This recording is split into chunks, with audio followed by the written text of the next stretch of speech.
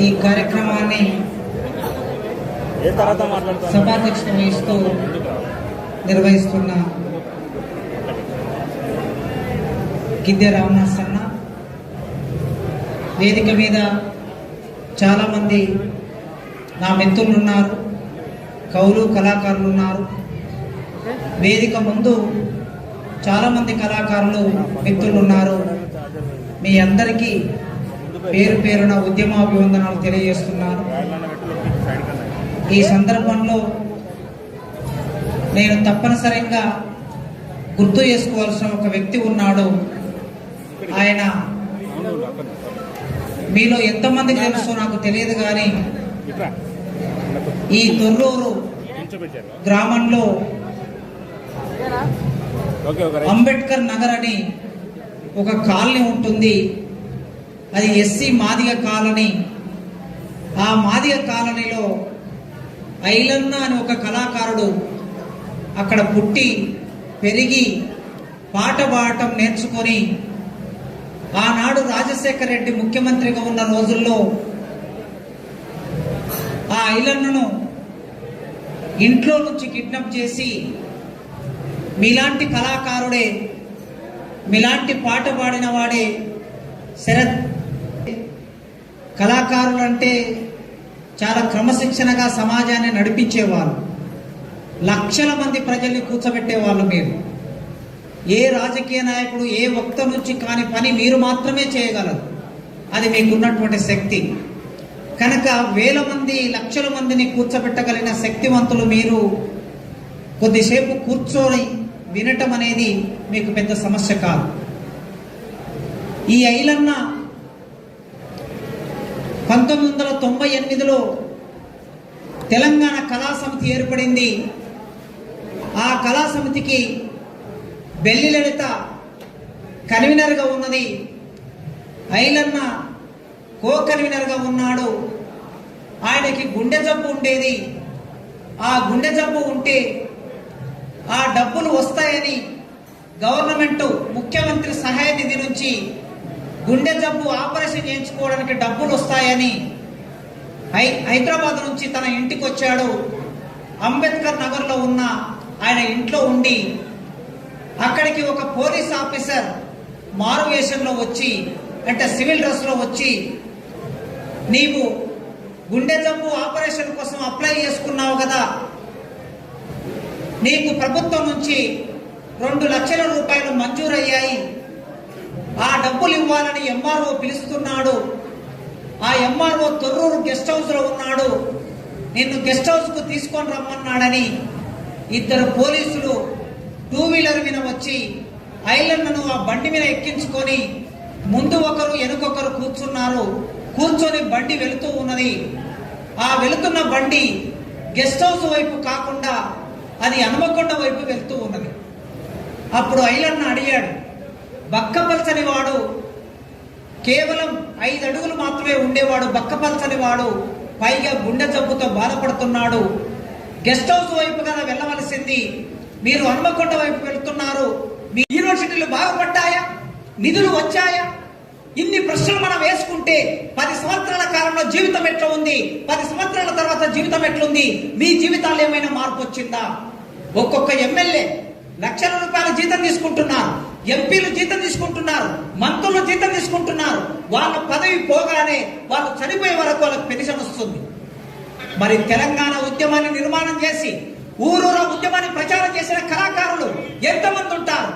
ఉంటే ఒక 2000 మంది 3000 మంది.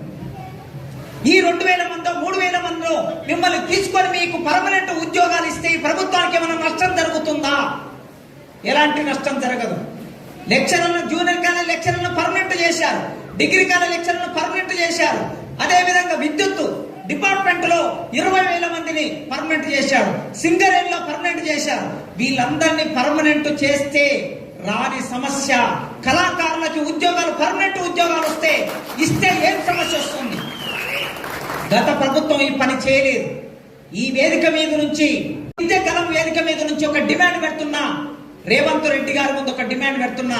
రేవంత్ రెడ్డి గారు, మీరు ఆలోచించండి, తెలంగాణ వ్యాప్తంగా మొత్తం కలుపుతో కల్పిస్తే, వాళ్ళ జీవితాలు బాగు చేస్తే తెలంగాణ రుణం తీర్చుకున్నట్లు అవుతుంది వాళ్ళకి. ఎంతమందిని చూశానండి. 96 నుంచి మాట్లాడుతున్నా నేను, విద్యార్థి నాయకుడిగా, తర్వాత అధ్యాపకుడిగా. 96 నుంచి ఈనాటి వరకు అంటే దాదాపు 28 సంవత్సరాలు మాట్లాడుతున్నా. 28 సంవత్సరాల నుంచి చూస్తున్నా ఎందరో కళాకారులు తిండి లేక, నిద్ర లేక, అనారోగ్యాల పాలై, రకరకాల సమస్యలు వచ్చి మీటింగ్ కు పిలుస్తారు. పిలిచిన వాడు మీటింగ్ అయిపోగానే పంపిస్తారు. ఆ మీటింగ్ అయిపోయిన తర్వాత మరి అన్నం తిన్నారా, ఎక్కడ ఉంటారు, అర్ధరాత్రి పూట ఎక్కడికి వెళ్తారు, ఏ 2 గంటలకు మీటింగ్ ఆగిపోతుంది, ఏ 1 గంటకు మీటింగ్ ఆగిపోతుంది. ఎవడైనా పట్టించుకున్నారా? మీ కడుపు చూశారా? మీ బాధ చూశారా? డీసీఎంలు కట్టుకొని వచ్చారు, ఆటోలు కట్టుకొని వచ్చారు. మా మహబూబ్ నగర్ జిల్లాలో మంతడి గ్రామంలో కళాకారులు 5 మందో 7 మందో కళాకారులు ఆటోలో వచ్చి ఢిల్లీలో మీటింగ్ అటెండ్ చేసి వెళుతూ ఉన్నప్పుడు, మీటింగ్ వస్తూ ఉన్నప్పుడు బస్సు ఢీకొట్టి 7 మంది కళాకారులు అక్కడనే చచ్చిపోయారు. ఎందుకు చనిపోయారు? ఉద్యమం కోసం చనిపోయారు. మరి వాళ్ళ రుణం మనం తీర్చుకునేది ఎట్లా? వాళ్ళ బాధలు తీర్చుకునేది ఎట్లా? ఉపన్యాసకుడు వస్తాడు, రాజకీయ నాయకుడు వస్తాడు, వాళ్ళకు ఒక కారు, వీళ్ళకు ఒక కారు, కార్లు వచ్చారు, కార్లు పోయారు, హోటల్లో తిన్నారు, హోటల్లో పడ్డారు. మరి కళాకారులు ఇన్ని బాధలు అనుభవించి నువ్వు ఎక్కడ స్కూల్లో పడుకోంటే స్కూల్లో పడుకున్నారు, గ్రామ పంచాయతీలో పడుకోంటే గ్రామ పంచాయతీలో పడుకున్నారు, నిద్ర లేకుండా ప్రయాణాలు చేశారు.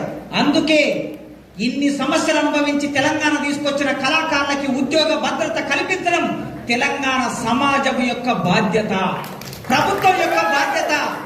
అందుకే ఈ కొత్త ప్రభుత్వం తప్పనిసరిగా మీకు ఉద్యోగ భద్రత కల్పించాలని నేను భావిస్తున్నా. గద్దరన్న ఆశయాలు కొనసాగించాలంటే కళాకారులుగా మీరు ఏం చేయాలి? మీకు ఒక బాధ్యత ఉన్నది. ఎందుకంటే గ్రామాలలో, నాట్లల్లో, కోతల్లో, కలుపుల్లో, మోతల్లో, కుప్పల్లో ఆయా సందర్భంలో శ్రమ జీవితం నుంచి టప టప టప టప టప టప చెమట చుక్క తాళాలై పడుతుంటే, కరిగి కండన రాలే స్వరాలు కడుతుంటే మీరు పదాలను ఏరుకున్నారు, పాటని సృష్టించారు, పాటని పాడారు.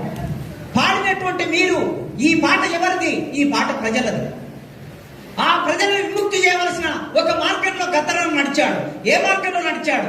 ఈ దేశంలో భూమి లేని ప్రజలకి భూమి కావాలని, సంపద మీద హక్కు కావాలని, రాజ్యాధికారంలో వాట కావాలని 1967లో నక్సల్బరీ పోరాటం మొదలైంది.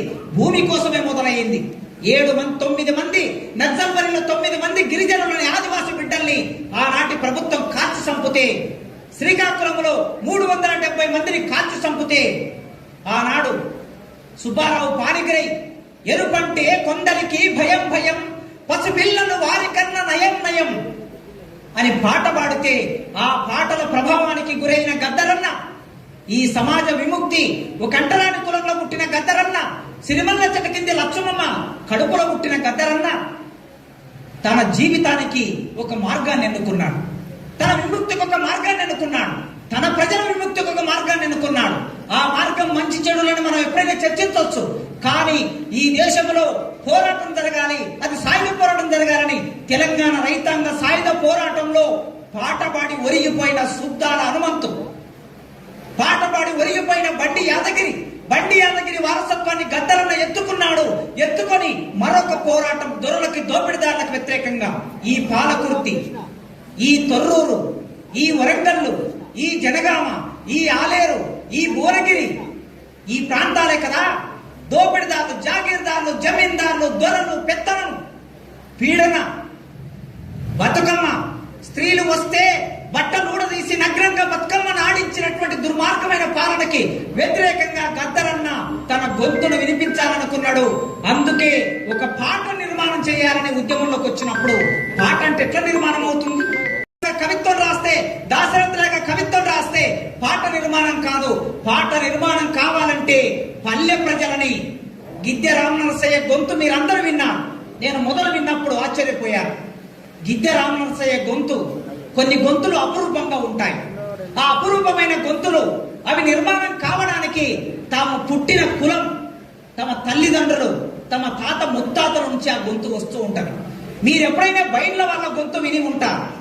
బయళ్ళ గొంతులో ఒక రాగం ఎక్కడో ఆదిమ రాగం వినిపిస్తూ ఉంటుంది. ఆ ఆదిమ రాగంలో నవరసాలు పలికించే శక్తి ఉంటుంది. ఆ శక్తి గిద్దె రామనరసాయ గొంతులో ఉంటుంది. గిద్దె రామనరసాయ గొంతులోకి ఇది ఎక్కడి నుంచి వచ్చింది? తన వారసత్వంగా వచ్చింది, తన తల్లిదండ్రుల నుంచి వచ్చింది. కనుక గద్దరన్నకు వారసత్వం ఎక్కడి నుంచి వచ్చింది? తన తల్లి నుంచి ప్రజలకు అందించడం, ప్రజల నుంచి నేర్చుకోవాలి, తిరిగి ప్రజలకు అందించాలని ఒక పోరాటానికి తన పాటని ఆయుధంగా ఇచ్చాడు. ఆ పాట వలన వేలాది మంది, లక్షలాది మంది ప్రభావితమై ఉద్యమంలోకి వెళ్ళారు. ఇవాళ మనం ఇంత స్వేచ్ఛగా మాట్లాడుతున్నామంటే ఎక్కడో పాలమూరు జిల్లాలో నల్లమల్ల అడవుల్లో ఒక మాదిగ కుటుంబంలో అంటరాని కులంలో పుట్టిన నేను యూనివర్సిటీకి వచ్చి చదువుకొని ప్రొఫెసర్ అయ్యి మీ ముందు ధైర్యంగా మాట్లాడుతున్నానంటే ఆ నక్సలైట్ ఉద్యమం లేకపోతే ఇవాళ మనకెవ్వరికి కూడా ఈ ధైర్యం లేదు. ఎవరు కూడా ఇంతమంది గొప్ప కళాకారులు ఎక్కడి నుంచి వచ్చారు? ఆ నేపథ్యం నుంచి తరలి వచ్చారు. అందుకే అది గద్దరన్న వారసత్వం. ఆ గద్దరన్న వారసత్వం పరిపూర్తి కాలేదు. పరిపూర్తి కావాలంటే భూములన్నీ మన వశం కావటం పరిపూర్తి కావటమే. నేను అడుగుతున్నా అమెరికా నుంచి వచ్చినటువంటి ఒక అమ్మాయి పాలకుర్తికి ఎమ్మెల్యే ఎందుకు కావాలి? గిద్దె రామనరసాయ ఎమ్మెల్యే ఎందుకు కాకూడదు? ఒక ప్రశ్న వేసుకోండి. లేదా ఇప్పటి వరకు కాంగ్రెస్ నాయకుడు, అన్న పేరేం పేరు ఉండే పెద్దన్న రగన్న, కాంగ్రెస్ పార్టీ నాయకుడు ఎప్పుడో 20-30 ఏళ్ల కింద చూచున్నానని చెప్తున్నాడు. ఆయన ఎందుకు కాకూడదు? ఒక ప్రశ్న వేసుకోండి. మీరు వేసుకోండి ఒక ప్రశ్న. అంటే ఎవరికి సీటు ఇస్తారు, ఎవరిని గెలిపిస్తారు, ఎవరి చుట్టూ ఏమి ఉంటుంది అనేది మీ అందరికీ తెలిసిందే. నేనేం కొత్తగా చెప్పవలసిన అవసరం లేదు. అందుకే మన వర్గాలు ఎక్కడ ఉండాలో ఇంకా అక్కడే ఉన్నారు. గద్దరన్న యాలరో ఈ మాదిగ బతుకని పాట పాడాడు. 1980లో పాట పాడాడు. యాలలో ఈ మాదిగ బతుకు, నీకు మొత్తుకుంటే దొరకదురా మెతుకు. ఇంకా అక్కడనే ఉంది ఆ మాదిగ బతుకు, ఆ మాల బతుకు. ఈ మాల బతుకు, మాదిగ బతుకు, ఈ చాకలి బతుకు, మంగలి బతుకు, ఈ కుమ్మరి బతుకు, యాదవ బతుకు, గౌడవ బతుకు, ఈ బతుకులను ఎక్కడ ఉన్నాయి? ఎక్కడ ఉండాలో అక్కడనే ఉన్నాయి. వాళ్ళ విముక్తి గురించి గద్దరన్న పాట పాడాడు. వాళ్ళ విముక్తి గురించి ఉద్యమం నడిచింది. వాళ్ళందరి ఒడ్డెరోళ్ళ మండి మేము బాబు, ఒడ్డెరోళ్ళ గురించి. గొల్ల కుర్మ గోత్రం వింటవా ఓ రబ్బిగా, గొల్లోని బాధలింటవా ఓ రబ్బిగా, గొల్లొళ్ళ గురించి జరగాలనుకున్నాడు. విముక్తి జరగలేదు. అందుకే గద్దరన్న ఆశ మిగిలిపోయే ఉన్నది. అక్కడితో ఆగాడు గద్దరన్న. 80వ దశకం వచ్చేసరికి ఊరవతల ఉన్నవాళ్ళు పట్టుమని 10 ఏళ్ళు లేవు, పట్టుకుంటే పిరికేడు లేవు. పట్టుమని 10 ఏళ్ళు లేవు, పట్టుకుంటే పిరికేడు లేవు. ఒసే తుసే అంటవేంద దొరోడా అని ఒక ప్రశ్న ముందుకొచ్చింది. ఊరవతల ఉన్నవాళ్ళు దళితులు తమ గొంతు వినిపించారు. మేము అంటరాని వాళ్ళగా ఎందుకు జీవిస్తున్నాం, మా కులవేక్ష ఎందుకున్నది అనే ప్రశ్న ముందుకొచ్చినప్పుడు ఆ ప్రశ్నని గద్దరన్న అందుకున్నాడు. విప్లవోద్యమం నుంచి కొనసాగింపుగా దళిత ఉద్యమంలోకి గద్దరన్న వచ్చాడు. దళిత ఉద్యమంలోకి వచ్చిన తర్వాత పాట పాడారు కదా, కారంచెడులో కనదొక పల్లె. ఏం జరిగింది కారంచెడులో? భారతదేశానికి స్వాతంత్రం వచ్చిందా? 40 ఏళ్ళ స్వాతంత్రం వచ్చిందని చెప్తున్నారు. 50లో రాజ్యాంగం అమలులోకి వచ్చింది. 1985 వచ్చే నాటికి కారంచెడు అనే గ్రామంలో, ప్రకాశం జిల్లాలో కారంచెడు అనే గ్రామంలో మాదిగ వాళ్ళు నీళ్లు తాగడానికి ఒక చెరువు ఉంటుంది. మిగతా కులాలు నీళ్లు తాగడానికి ఒక చెరువు ఉంటుంది. ఒక కమ్మ యువకుడు 2 ఎద్దులను తీసుకొని మాదిగ వాళ్ళ చెరువు దగ్గరికి వచ్చాడు. ఆ ఎద్దులకి దాన పెట్టాడు. దాన పెట్టిన బుట్లు తీసుకెళ్లి మాదిగ వాళ్ళు నీళ్లు తాగే చెరువులో బుట్లను కడిగాడు. సువార్తమ్మ అనే ఒక అమ్మాయి మాదిగ బిడ్డ, ఏమయ్యా మీరు తాగడానికి మీకు ఒక చెరువు ఉంది కదా, మా చెరువును మీరు అపరిశుభ్రం చేస్తున్నారు, ఇవి మా తాగే నీళ్లు కదా అని అడిగినందుకు ఒక మాదిగ దానివి నీవు నన్ను అడుగుతావే, నన్ను ప్రశ్నిస్తావా అని చర్నాకోల తీసుకుని సువార్తమ్మను కొడితే, ఆ సువార్తమ్మ తిరగబడితే ఒక మాదిగది నా మీద తిరగబడ్డదని చెప్పి కక్ష కట్టి ఎన్టీ రామారావు, వియ్యంకుడు, దగ్గుపాటి చెంచురామయ్య నాయకత్వంలో మాదిగ పల్లె మీద 1985 జూలై 17వ తారీఖున మాదిగ పల్లె మీద దాడి చేసి 7 మందిని చంపేశారు. గొడ్డట్లతో, వరుసలతో, కత్తులతో పొడిచి చంపేశారు. అప్పుడు దళితులు అనుకున్నారు, ఈ దేశంలో మా పరిస్థితి ఏమిటంటే నీళ్ల గురించి అడిగితే మమ్మల్ని చంపేస్తారు, ఆత్మగౌరవం గురించి అడిగితే మమ్మల్ని చంపేస్తారు, ప్రశ్నిస్తే మమ్మల్ని చంపేస్తారు. అంటే మేము ఇంకా మనుషులుగా ఈ దేశం ముందుకొచ్చినప్పుడు విప్లవం గురించి రాసిన గద్దరన్న వెంటనే అందుకున్నాడు. కారంచెడులో కలదొక పల్లె, పల్లె పేరురా మాదిగ పల్లె, మాల సాయబు ఒడ్డెర జాతికి మాదిగ పల్లె తల్లి లాంటిది. ఈ మాదిగ బిడ్డలు ఎప్పుడు ఓడిపోతూ ఎప్పుడు దారులకు గురవుతూ ఉండటం మాత్రమే కాదు, వీళ్ళు పులులాగా జీవిస్తారని చెప్పాలనుకున్నాడు. ఒక కవి పాటను ఎట్లా నిర్మాణం చేస్తాడంటే కేవలం పాట కోసమే పాట ఎవరు రాయరు. పాటలో ఒక సందేశం ఉంటుంది. ఆ సందేశం విముక్తి గీతంగా మారుతుంది. ఆ సందేశం ప్రజలు చైతన్యం చేస్తుంది. ఆ చైతన్యం చేసే క్రమంలో నీ యొక్క వ్యక్తిత్వం నిలబడుతుంది. అందుకే ఆయన ఉన్న బట్టలను తెల్లగా ఉతికి మల్లె పువ్వులా పల్లెలుంటము, ఉన్న బట్టలను తెల్లగా ఉతికి మల్లె పువ్వులా పల్లెలుంటము, కుర్చీలో కూర్చొని కాపీ తాగితే నీ కడుపుల మంట, ఎవరబ్బా సొమ్ము ఏం తింటలేం, మా సొమ్ము మా ఇష్టం అంటారు, దళిత పులులమ్మ అని రాశాడు ఆయన. దళిత పులులు చాలా మంది అన్నారు, చచ్చిపోయిన వాళ్ళను పులు ఎట్లా అంటారండి గద్దర్ గారని కాన్సీరామ్ గారు అడిగారట ఒక మీటింగ్ లో. చుండూరులో సంఘటన జరిగినప్పుడు ఆయన అడిగాడట. అడిగితే చనిపోయిన వాళ్ళు పులులను ఎందుకంటున్నామంటే హోరావరి పోరాటం చేసి ఆ పోరాటంలో ఎన్నో రోజులు జరుగుతున్న పోరాటం, అందుకే వీళ్ళ చైతన్యాన్ని చూసి భయపడిన కమ్మ వాళ్ళు వీళ్ళ మీద దాడి చేసి చంపారని గద్దరన్న చెప్పాడు. దళిత పులులు చేసినటువంటి గద్దరన్న విప్లవోద్యమం నుంచి దళితోద్యమంలోకి వచ్చాడు. అక్కడి నుంచి ప్రపంచీకరణ వచ్చింది. 90 దశకం వచ్చేసరికి ప్రపంచీకరణ వచ్చింది. పివి నరసింహారావు మన తెలుగు వాడే దేశానికి ప్రధానమంత్రి అయ్యాడు. మన తెలుగోడే ప్రధానమంత్రి అయ్యాడు అని రాశాడు. ఏమిస్తాడో ఏం తెస్తాడో ఏం చేస్తాడో గాని మన తెలుగోడే ప్రధానమంత్రి అయ్యారా. ఏమిచ్చాడు ఈ ప్రధానమంత్రి? ఏమిచ్చాడు? ప్రపంచీకరణ తెచ్చాడు. దేశాన్ని బహుళ జాతి కంపెనీలకు తాకట్టు పెట్టాడు. దేశాన్ని అమెరికాకి, జర్మనీ, జపాన్, ఇంగ్లాండ్, ఆస్ట్రేలియా దేశాలకి తాకట్టు పెట్టాడు. తాకట్టు పెడితే ఏం జరిగింది? ప్రపంచీకరణ వచ్చి మన జీవితం అంతా విధ్వంసమైంది. పత్తి రైతులు ఆత్మహత్య చేసుకున్నారు. వేలాది మంది పత్తి రైతులు ఆత్మహత్య చేసుకున్నారు. పత్తి రైతులు ఆత్మహత్య చేసుకుంటే ఒరిసేలు అడిగినావి ఆ నెత్తురు దాపిన రైతులు. పత్తి చేనుకు నెత్తురు దాపిన రైతేడని ఒరిసేలు అడిగినాయి, కందిసేలు అడిగినాయి. ఆ ఒరిసేలు కందిసేలు దుఃఖపడుతున్న ఒక దృశ్యాన్ని మన కళ్ళ ముందుకు తీసుకొచ్చాడు ఆనాటి ప్రపంచీకరణ విధ్వంసాన్ని. అంత మాత్రమే కాదు, సంస్కృతి మన జీవితంలోకి వచ్చింది. టీవీ వచ్చింది, కంప్యూటర్ వచ్చింది, సెల్ ఫోన్ వచ్చింది. ఇవన్నీ వచ్చినప్పుడు మానవ జీవితంలో ఎన్నో మార్పులు జరిగాయి. అమెరికా ఆధిపత్యం పెరిగింది.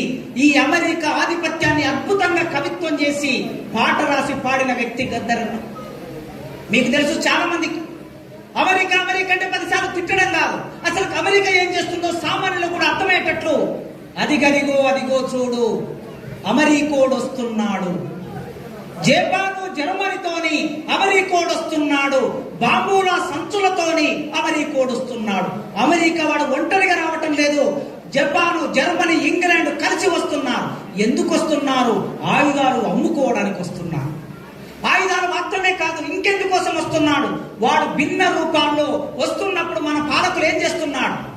టాటా బిర్లా వాడు తాళాలు గొట్టుతుండు, హిందుస్థాన్ లీవారోడు వందే మాతారమండు, ప్రధాన మంత్రి గాడు పాదాలు గిసుకుతుండు, మన ముఖ్యమంత్రి గాడు మూతి నాకుతుండు అని రాశాడు. మన పాలకులు దళాలుగా మారిపోయారు. మామూలుగా మేము ఉపన్యాసాలు ఇస్తాం, కమ్యూనిస్టు పార్టీలో పనిచేసే వాళ్ళు వీళ్ళు ఏమంటారు? సామ్రాజ్యవాదం, మార్క్సిజం, పెట్టుబడిదారు విధానం అంటే ఎవరికి అర్థం కాదు సామాన్యులకి. కానీ సామాన్యులకి ఒక భావాన్ని, గంభీరమైన భావాన్ని అర్థం చేయించగలిగిన శక్తి మీకు మాత్రమే ఉంటుంది. అందుకే ఈ ప్రభుత్వాలు, పాలకులు మిమ్మల్ని చూసి భయపడతారు. గద్దర్ చూసి అందుకే భయపడ్డారు. చాలా సింపుల్ గా చెప్పాడు, గిల్లేటు బ్లేడ్ అయ్యి గడ్డాలు గీకుతుండు అమెరికా వాడు, రెక్సోనా సోప్ అయ్యి పెయ్యంతా రుద్దుతుండు అమెరికా వాడు. ఇంకా మన మంచి నీళ్ళల్లో మన పంచేదార వేసి, మీకు తెలుసా బిస్లరీ బాటిల్ 24 రూపాయలు ఉంటుంది, కిల్లే బాటిల్ 22 రూపాయలు ఉంటుంది. ఈ బాటిల్ మనం 24 రూపాయలు పెట్టి కొంటున్నాం. కానీ మన ప్రభుత్వం ఆ కంపెనీకి 73 పైసలకి నీళ్లను అమ్ముతుంది. లీటర్ నీళ్ళని 73 పైసలకు అమ్ముతుంది. మరి వాడు ఎంత అమ్ముతున్నాడు? తిరిగి మనకి 24 రూపాయలకు అమ్ముతున్నాడు. ఎంత లాభం తీసుకుంటున్నాడు చూడండి, 23 రూపాయలు లాభం తీసుకుంటున్నాడు. ఒకవేళ ప్రాసెస్ మొత్తం కలిపి 4 రూపాయలు తీసేద్దాం, 24 4 తీసేద్దాం, 20 రూపాయల లాభం తీసుకుంటున్నాడు. నీళ్లు మనవే, సంపద మనదే, పరిశ్రమ లెక్కనే, భూమి మనదే, కానీ వాడు లాభాలు. అందుకే అదే విషయం చెప్పాడు ఆయన, మన మంచి నీళ్ళల్లో మన పంచే దార వేసి పంచదార మన దగ్గర పండింది. మన మంచి నీళ్లలో మన పంచే దార వేసి కోకు విషము కలిపి కోకా కోలా అండు కొబ్బరి బొండం కోకా కోలకు కొట్లాట పెట్టిండు చూడు, అదిగదిగో అదిగో చూడు అమెరికోడు వస్తున్నాడని రాశాడు. ప్రపంచీకరణ మీదకి వచ్చాడు. తర్వాత తెలంగాణ ఉద్యమానికి వచ్చి తెలంగాణ పాటలు ఎన్ని రాశాడో మీ అందరికీ తెలుసు, నేను ప్రత్యేకంగా చెప్పాల్సిన అవసరం లేదు. ఎన్నో పాటలు వచ్చాయి తెలంగాణ ఉద్యమంలో. ఎన్ని వచ్చినా కూడా అభిమానులు కొందరు మాత్రమే లేచి డ్యాన్స్ చేసి ఉండొచ్చు సినిమా టాకీస్ లో వాళ్ళ పాటలు వచ్చినప్పుడు. కానీ గద్దరన్న పాట, పొడుస్తున్న పొద్దు మీననే పాట వచ్చిన తర్వాత సినిమా టాకీస్ మొత్తం లేచి నాట్యం చేసింది. మీరు చూసి ఉంటే చాలా టాకీస్లలో. అది గద్దరన్న శక్తి. ఎక్కడ డీజే పెట్టినా, ఎక్కడ పెళ్లి జరిగినా, ఎక్కడ ఏ ఫంక్షన్ జరిగినా ఆ 3-4 సంవత్సరాలు పొడుస్తున్న పొద్దు మీద పాట లేకుండా తెలంగాణ నడిచిందా? తెలంగాణ ఉద్యమం నడిచిందా? అంత బలమైన పాట గద్దరన్న రాశాడు. ప్రతి సందర్భంలో విప్లవోద్యమం వస్తే విప్లవోద్యమానికి ఒక మార్చింగ్ సాంగ్ రాశాడు గద్దరన్న. దళితోద్యమం వస్తే దళిత పురులం అనే మార్చింగ్ సాంగ్ రాశాడు. ప్రపంచీకరణ వస్తే అదిగదిగో అదిగో చూడు అమెరికా వాడని మార్చింగ్ సాంగ్ రాశాడు. కలర్ టీవీ కయ్యం పెట్టిందిరో, కలర్ టీవీ ఇంట్లోకి వచ్చి దయ్యం పట్టిందిరో నా పెండ్లం కూరలకి అనే ఒక పాట ప్రపంచీకరణ సందర్భంలో రాశాడు. తెలంగాణ ఉద్యమం వస్తే పొడుస్తున్న పొద్దు మీద నడుస్తున్న కాలమై గద్దరన్న ప్రయాణం చేశాడు. ఈ 50 సంవత్సరాల కాలంలో 1970 నుంచి ఆయన చనిపోయే 2023 వరకు ప్రతి సందర్భంలో గద్దరన్న ఉన్నాడు. ఈ తెలుగు నేల అనుభవించిన పురిటి నొప్పుల్లో గద్దరన్న ఉన్నాడు. తెలుగు నేల సంవాదం చేసిన సంభాషణలో గద్దరన్న ఉన్నాడు. తెలుగు నేల కన్నీళ్లు కారుస్తే ఆయన కన్నీళ్లు కార్చాడు. కాలం కడుపుతో ఉండి కవిని కంటుంది అని రాశాడు శివసాగర్. కాలం కడుపుతో ఉండి కవిని కంటుందన్నాడు. తెలుగు సమాజం కడుపుతో ఉండి గద్దరన్న ఒక కవిని గని మనకి కానుకగా ఇచ్చింది. ఆ గద్దరన్న 50 ఏళ్ళు మనతో నడిచాడు. కన్నీళ్లు పెట్టి కవి కన్నీళ్లు పెట్టిన రాజ్యం, కవిని కన్నీళ్లు పెట్టించిన రాజ్యం, రాజ్య అధినేత ఎక్కువ రోజులు ఉండడు. అందుకే ఒక ముఖ్యమంత్రి ఆఫీసు ముందు ఎర్రటి ఎండలో కూర్చున్న గద్దరన్న తన చెమట చుక్క రాలి భూమి మీద పడింది. ఆ చెమట చుక్క మీ గాత్రంలో పాటగా మారింది. ఆ పాట తెలంగాణ చైతన్యం చేసింది. ఆ చైతన్యంలో గద్దరన్నని రాసినట్టు, నీ తాతకు తాత హిట్లరుగాడు, నీవోలేనే నిర్ర నిలువుతే ఎర్ర దండు అని చుట్టుముట్టుతే గుండె యాగిపోయి గుట్టుక్కుమండు, నీ అయ్యకు అయ్యా నైజామోడు నాకెదురని నాట్యమాడుతే వీర తెలంగాణ చుట్టుముట్టుతే పైజామోడి పరుగు తీసినాడు, నీ అమ్మకు అమ్మ ఇందిరాగాంధీ జాతుల రక్తం పిండుక తాతే కాపలదారు కన్నెర్ర చేస్తే కాలిపోయినది బూడిదయ్యినది. ఎవ్వడికైనా చరిత్రలో ఇదే గతి పడుతుంది. ఏ ముఖ్యమంత్రికైనా ఇదే గతి పడుతుంది, ప్రజలను విస్మరించిన వాళ్ళు. కనుక గద్దరన్న ప్రతి సందర్భంలో మనతో ఉన్నాడు. కనుకనే ఇవాళ సంవత్సర కాలమైన ఆయన వర్ధంతి సభలు, ఆయన సంస్మరణ సభలు దేశవ్యాప్తంగా జరుగుతున్నాయి. మీరందరూ ఓన్ చేసుకున్నారు. గద్దరన్న అంటే పాట నిర్మాణం చేసే వ్యక్తి మాత్రమే కాదు. గద్దరన్న ఒక ఫిలాసఫర్, గద్దరన్న ఒక ఆలోచన పరుడు, అద్భుతంగా అధ్యయనం చేసేవాడు. మీరు కూడా చదవండి. మీ పాటలో పదును ఉండాలంటే, మీ గాత్రంలో శ్రావ్యం ఉండాలంటే సమాజాన్ని అర్థం చేసుకోవాలి, రాజకీయ ఆర్థిక పరిస్థితులను అర్థం చేసుకోవాలి, మన జీవితాన్ని మనం మలుచుకోవాలి. పృథ్వీ చెప్పినట్లు మన జీవితాన్ని మనం మలుచుకోకపోతే చిట్ట చివరికి జరిగే నష్టం అది మనకి. ఎవరికి ఏ నష్టం జరగదు, ఎవరి కుటుంబం రోడ్డున పడదు, ఎవరి పిల్లలు తండ్రి లేని పిల్లలుగా మారిపోరు, ఎవరి భార్య భర్త లేని భార్యగా మారిపోదు. మనం ఏ చిన్న తప్పు చేసినా, ఏ పొరపాటు చేసినా అది మన కుటుంబం మీద ఎఫెక్ట్ పడుతుంది. గద్దరన్న ముఖ్యమంత్రి లెక్క చేయలే, ప్రధానమంత్రి లెక్క చేయలే, మంత్రులు లెక్క చేయలే, రాజ్యాన్ని లెక్క చేయలే. ఆయన నిబద్ధతతో ఉన్నాడు, ఆయన కమిట్మెంట్ తో ఉన్నాడు. కనుకనే ఈ తెలుగు నేల మీద ఒక లెజెండ్ లాగా గద్దరన్న జీవించాడు. ఆ లెజెండ్ లక్షణాలని, ఆయన ఆశయాలని, ఆయన సిద్ధాంతాన్ని మన జీవితంలో భాగం చేసుకున్నప్పుడే మనం గద్దరన్న వారసులం అవుతాం. కానీ ఉట్టుట్టిగా గద్దరన్న వారసులం ఎట్లా అవుతామండి? కేవలం పాట పాడి ఏమని పాడను బ్రతుకే ఒక బందీకానరా ఓ రయ్యో అని ఎప్పుడో మేము స్టూడెంట్స్ గా ఉన్న రోజుల్లో యూనివర్సిటీలో పాటలు పాడి ఏ పాట పాడను ఏమని పాడను అన్నప్పుడు నా పాటే పాడుతాను, నా ప్రజల పాటే పాడుతాను, ప్రజల కోసం పోరాడుతాను అనే ఎప్పుడైతే ఆ కమిట్మెంట్ ను మీరు గుర్తించుకుంటారో గద్దరన్న మిమ్మల్ని మీతో పాటు ఆయన ఆశయాలు నడుస్తాయని నాకు గద్దరన్నకి 25 ఏళ్ల పరిచయం. 10 సంవత్సరాలు వ్యక్తిగతంగా ఒకే దగ్గర 10 నుంచి 15 సంవత్సరాలు తెలంగాణ ఉద్యమంలో కలిసి ఇద్దరం పనిచేశాము. ఒకే కమిటీలో ఉన్నాము, ఒకే సందర్భంలో మాట్లాడుకున్నాము. నేను మాట్లాడాలి, ఆయన పాట పాడాలి. అది గోదావరికనైనా, అది బయ్యారమైనా, అది ఖమ్మమైనా, అది బెల్లంపల్లి అయినా, అది మనుగూరైనా, ఎక్కడైనా ఆయన పాట నా మాట. అట్లా 10-15 సంవత్సరాలు కలిసి నడిచాము. ఆత్మీయత మా ఇద్దరి మధ్య. 2005 సంవత్సరంలో రాజశేఖర రెడ్డి నన్ను నా భార్యను అరెస్ట్ చేసి మహబూబ్ నగర్ జైల్లో పెడితే అరెస్ట్ చేసి ఎన్కౌంటర్ చేయాలని నల్లమల్ల అడవుల్లోకి తీసుకెళ్తే గద్దరన్న ఎట్లయితే గిద్దె రామనరసయ్యను తన జీవితాన్ని కాపాడే రామనరసయ్య చెప్పుకున్నాడో ఒక రకంగా గద్దరన్న మమ్మల్ని ఇద్దరిని నల్లమల్ల అడవుల్లోకి తీసుకెళ్లారు. నేను అప్పటికి లెక్చరర్ను, నా భార్య అడ్వకేట్. అయినా చూడకుండా మేము ఒక పెళ్లికి వెళితే రాజశేఖర రెడ్డి ప్రభుత్వం మమ్మల్ని అరెస్ట్ చేసి నల్లమల్ల అడవుల్లోకి తీసుకెళ్తే గద్దరన్న డైరెక్ట్ గా గోసి గొంగడేసుకొని జానారెడ్డి ఆనాటి హోమ్ మినిస్టర్ ఇంటి ముందుకెళ్లి వాళ్ళిద్దరిని వదిలిపెట్టే వరకు ఇక్కడ నుంచి నేను కదలనని ఆయన ఆనాడు పాట పాడితే మమ్మల్ని తీసుకొచ్చి రిమాండ్ చేసి మమ్మల్ని జైల్లో పెట్టారు, మహబూబ్ నగర్ జిల్లా జైల్లో. ఒక రకంగా గద్దరన్న నా జీవితాన్ని కాపాడాడు. ఆ తర్వాత ఇద్దరం కలిసి తెలంగాణ ఉద్యమం నిశ్శబ్దంగా ఉన్నప్పుడు, ఎమ్మెల్యేలు ఓడిపోయినప్పుడు, కేసీఆర్ యజ్ఞాలు చేస్తున్నప్పుడు, యాగాలు చేస్తున్నప్పుడు, ఇంకా తెలంగాణ రాదు అనుకున్నప్పుడు 2007లో ఐక్య కార్యాచరణ కమిటీ పెట్టి ఐక్య కార్యాచరణ కమిటీ ద్వారా శాంతి యాత్ర మొదలు పెట్టాడు. ఎక్కడి నుంచి అంటే బెల్లంపల్లి నుంచి మనుగూరు వరకు శాంతి యాత్ర కొన్ని వేల కిలోమీటర్లు నడిచాడు. ఆయన నడకలో ఇక్కడ ఉన్న వాళ్ళందరూ ఈ కళాకారులు, బాబ్జీ ఉన్నాడు, గిద్దె రామనరసయ్య ఉన్నాడు, గంగ ఉన్నది, మన శరత్ ఉన్నాడు, కళాకారులందరూ మీ అందరి పేర్లు నేను చెప్పొచ్చు. మీ అందరూ ఆనాటి శాంతి యాత్రలో ఒక్కొక్క సందర్భంలో ఒక్కొక్కరు భాగమయ్యారు. ఆ భాగమయ్యి ఆ పోరాటాన్ని నడిపిన తర్వాత మళ్ళొక్కసారి తెలంగాణలో కదలిక వచ్చింది. ఆ కదలికను ఆధారం చేసుకొని కేసీఆర్ నిరాహార దీక్ష మొదలు పెట్టాడు. లేకపోతే తెలంగాణ వచ్చేది కాదు. నిజమే, పసునూరి రవీందర్ చెప్పింది నిజమే. గద్దరన్న నెత్తురు చిందకుండా, గద్దరన్న పాట లేకుండా తెలంగాణ రాలేదు.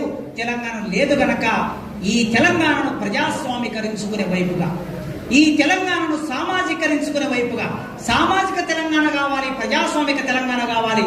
దానికోసం మీ పాట పాడండి. మీరు ప్రభుత్వంలో ఉద్యోగం చేస్తున్నామని మీరేం భయపడకండి. నేను ప్రభుత్వ ఉద్యోగిని, నేను ఉద్యోగం చేసుకుంటున్నా. కానీ మనకు రాజ్యాంగం ఒక హక్కు ఇచ్చింది. ఏం హక్కు ఇచ్చిందంటే స్వేచ్ఛగా మాట్లాడే హక్కు ఇచ్చింది, స్వేచ్ఛగా పాడే హక్కు ఇచ్చింది, స్వేచ్ఛగా సభ పెట్టుకునే హక్కు ఇచ్చింది. ఆ స్వేచ్ఛను ఉపయోగించుకొని అక్కడ వెళ్ళి మీరు రైతు భరోసా గురించి పాడండి, రైతు రుణాల గురించి పాడండి, వాళ్ళు పాటలు పాడిస్తే పాడండి. కానీ ఇక్కడికి వచ్చి మళ్ళీ వెంటనే ఆ ప్రభుత్వం ఏమైనా అన్యాయం చేస్తే ఇటు నుంచి మళ్ళీ పాట పాడండి. నేను అక్కడ క్లాస్ రూమ్ లో పాఠం చెప్తాను, బయటకు వచ్చి ఉపన్యాసం ఇస్తాను. ఇది నా హక్కు గనక మీకు కూడా మీ హక్కు ఉంటుంది. మీ హక్కును మర్చిపోకుండా మీరు దృష్టిలో పెట్టుకొని ఈ సమాజాన్ని ప్రజాస్వామీకరించే వైపుగా మీ ప్రయత్నం మొదలు కావాలని అమరులైన కళాకారులందరికీ ఈ సందర్భంగా నివాళులర్పిస్తూ నా మాటలు ఇంతసేపు విన్నందుకు మీ అందరికీ ఉద్యమాభివందనాలతో ముగిస్తున్నాను.